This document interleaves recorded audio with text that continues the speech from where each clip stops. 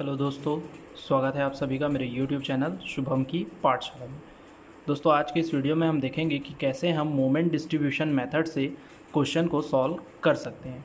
ठीक है, तो देखिए, मोमेंट डिस्ट्रीब्यूशन मेथड को सॉल्व करने के लिए हमें कुछ टर्म्स जानने ज़रूरी हैं।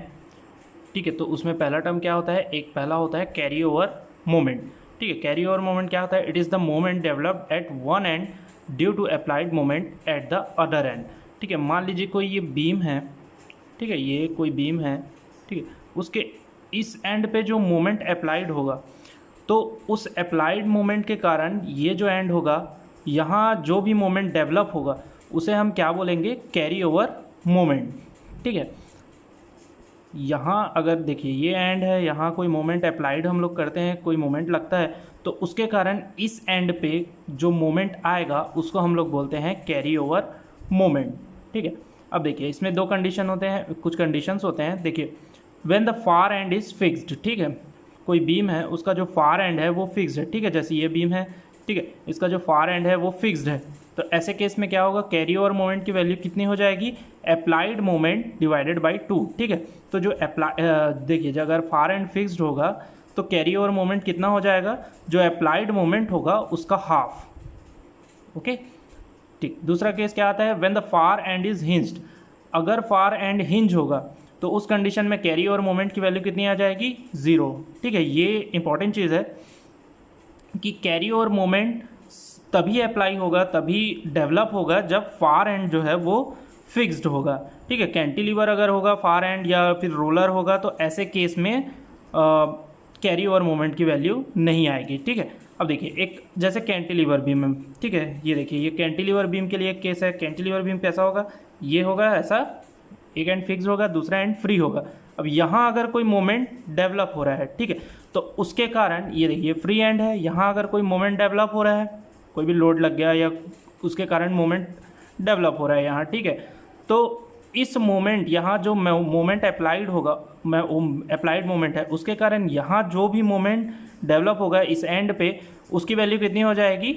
-m। ठीक है, मतलब जो भी अप्लाइड मोमेंट जो होगा उसको हम लोग नेगेटिव करके लिख देंगे। कैरी ओवर मोमेंट उसका कितना हो जाएगा? माइनस में अप्लाइड मोमेंट।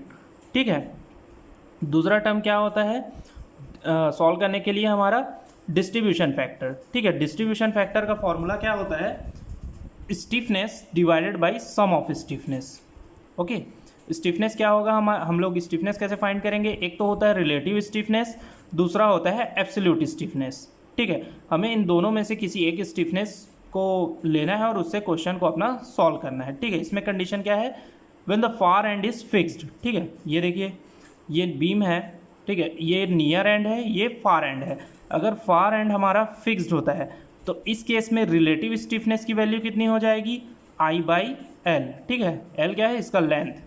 ठीक है, इसकी लेंथ L है, तो रिलेटिव स्टिफनेस की वैल्यू कितनी हो जाएगी? I/L। और एब्सोल्यूट स्टिफनेस की वैल्यू कितनी हो जाएगी? 4EI/L। ठीक है, तो देखिए, फार एंड अगर फिक्स्ड होगा तो रिलेटिव स्टिफनेस की वैल्यू होगी I/L और एब्सोल्यूट स्टिफनेस की वैल्यू होगी 4EI/L।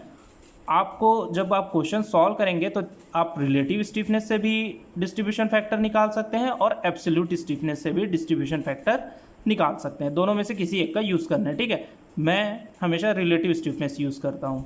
ओके, अब देखिए, दूसरा केस क्या है कि when the far and is hinge. जैसे ये देखिए, यहाँ फार एंड क्या था? फिक्स था। अब मान लीजिए अगर ये फार एंड हिंज होता, ठीक है, तो ऐसे केस में हमारे रिलेटिव स्टिफनेस की वैल्यू कितनी आ जाती? 3/4 I/L। ठीक है, 3/4 इंटू I/L। और एब्सोल्यूट स्टिफनेस की वैल्यू कितनी आ जाती? 3EI/L। अब देखिए, अब हम लोग क्या करेंगे? स्टिफनेस इस फॉर्मूले से, इन दोनों में से किसी भी फॉर्मूले का यूज़ करके, कंडीशन को देखते हुए हम लोग इन फॉर्मूलों का यूज़ करके इस स्टिफनेस निकाल लेंगे। ठीक है, अब हम लोग क्या करेंगे? जैसे ये कोई बीम है, ठीक है, मान लीजिए ये देखिए, ये कोई बीम दिया हुआ है, यहाँ लगा है हिंज, ठीक है, फिर यहाँ लगा है हिंज और यहाँ लगा है फिक्स सपोर्ट। ठीक है, तो क्या करेंगे? ये पॉइंट बी जो है इसको एज अ फिक्स्ड, हम लोग जो मिडिल में जो सपोर्ट रहता है उसको हम लोग एज अ फिक्स्ड, उसको फिक्स्ड मान लेते हैं। ठीक है, तो फिर क्या करेंगे? बी से ए के लिए स्टिफनेस निकालेंगे और बी से सी के लिए स्टिफनेस निकालेंगे, ठीक है, और इन दोनों स्टिफनेस को ऐड कर देंगे तो वो हमारा क्या हो जाएगा, सम ऑफ स्टिफनेस। और डिस्ट्रीब्यूशन फैक्टर निकालने के लिए क्या करेंगे, stiffness divided by sum of stiffness.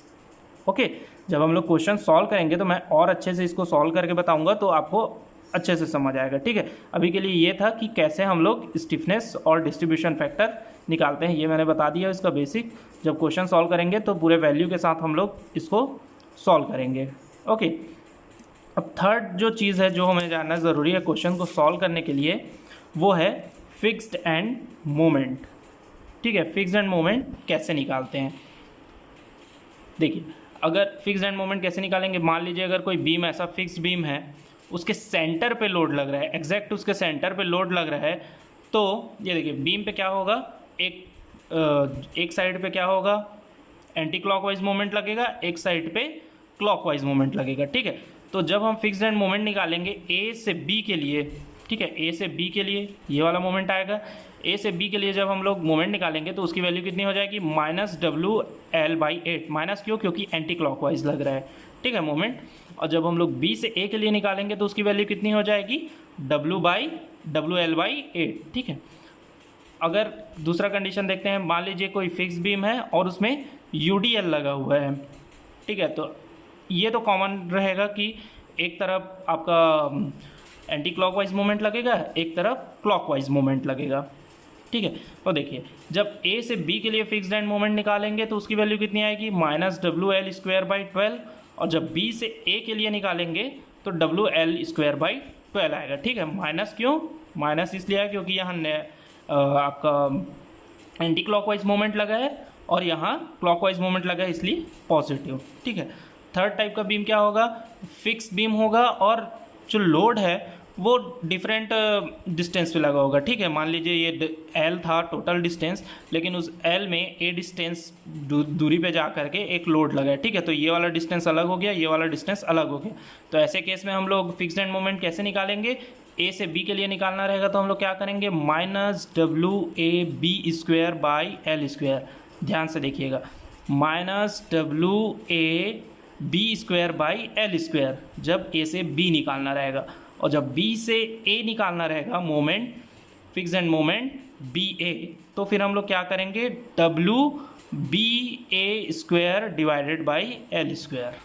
Okay, ध्यान दीजिएगा, जब A से B निकालेंगे तो WAB²/L², और जब B से A निकालना रहेगा तो WBA²/L² करेंगे। फोर्थ क्या आता है, ऐसे लोड को हम लोग क्या बोलते हैं, UVL, ठीक है, UVL, यूनिफॉर्म वेरिंग लोड, ठीक है। तो ऐसे में क्या करेंगे, जब इस तरफ हम लोगों को निकालना रहेगा जहाँ लोड, ठीक है, ये देखिए ऐसा है, जब इस एंड पे हम लोग निकालेंगे A से B, तो फिर इस केस में क्या होगा, हमारा फिक्स एंड मोमेंट का वैल्यू WL²/30, माइनस का साइन क्योंकि एंटी क्लॉकवाइज मोमेंट लग रहा है, ठीक है। और जब B से A निकालना होगा तो WL²/20 लगाएंगे, ठीक है। इस एंड के लिए WL²/30, इस एंड के लिए निकालेंगे तो WL²/20। ओके, तो ये थे कुछ बेसिक टर्म्स जिससे हम लोग मोमेंट डिस्ट्रीब्यूशन मेथड से क्वेश्चन को सॉल्व करेंगे, ठीक है। अब अगले वीडियो में हम लोग एक क्वेश्चन लेंगे और उससे ये सारी चीज़ों को हम लोग उसमें निकाल के देखेंगे। ये तो सिर्फ एक फॉर्मूला था और बेसिक मैंने आपको बताया कि कैसे आप निकाल सकते हैं, ठीक है। क्या क्या, कैरी ओवर फैक्टर, ये देखिए कैसे आप कैरी ओवर मोमेंट निकाल सकते हैं, डिस्ट्रीब्यूशन फैक्टर कैसे निकालते हैं। डिस्ट्रीब्यूशन फैक्टर के लिए stiffness divided by sum of stiffness. तो स्टिफनेस के लिए मैंने बताया केस कि जब फार एंड फिक्स्ड हो तब के केस में हम लोग कैसे रिलेटिव और एब्सोल्यूट स्टिफनेस निकालेंगे, और जब फार एंड हिंज होगा तो कैसे रिलेटिव और एब्सोल्यूट स्टिफनेस निकालेंगे, ठीक है। और फिर मैंने बताया कि कैसे हम लोग फिक्स्ड एंड मोमेंट निकाल सकते हैं डिफरेंट टाइप्स ऑफ बीम्स के लिए। क्यों इस वीडियो में मैं क्वेश्चन सॉल्व इसलिए नहीं कर रहा हूँ क्योंकि वीडियो बहुत लंबा हो जाएगा, ठीक है। तो इसमें मैंने सिर्फ बेसिक टर्म्स बताए हैं, अगले वीडियो में मैं क्वेश्चन के साथ इसको सॉल्व करके बताऊँगा। ओके, तो मिलते हैं अगले वीडियो में क्वेश्चन के साथ, ठीक है। इसको आप देखिए और अगले वीडियो में इसे हम क्वेश्चन के साथ सॉल्व करते हैं।